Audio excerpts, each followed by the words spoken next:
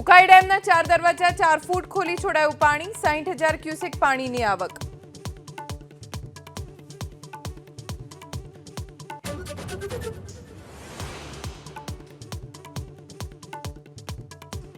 બનાસકાંઠા બાદ ખેડા જિલ્લામાં શિક્ષણ વિભાગની લાલિયાવાડીનો કિસ્સો.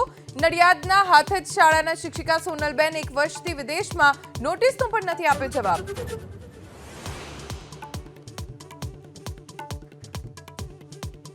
દેશભક્તિના ગીત સાથે રાજકોટમાં નીકળી તિરંગા યાત્રા. જેપી નડ્ડા, સીએમ ભૂપેન્દ્ર પટેલ અને સીઆર પાટીલ જોડાયા યાત્રામાં. રાષ્ટ્રધ્વજ લહેરાતા જોવા મળે અદ્ભુત નજારો.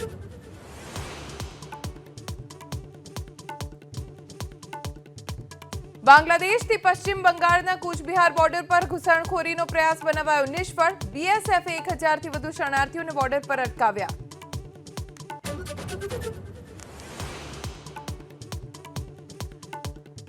અમેરિકી શોર્ટ સેલર ફર્મ હિન્ડનબર્ગ રિસર્ચનું ભારતમાં નવો ખુલાસો કરવાનું એલાન. સોશિયલ મીડિયા પ્લેટફોર્મ એક્સ પર હિન્ડનબર્ગની પોસ્ટથી હડકંપ.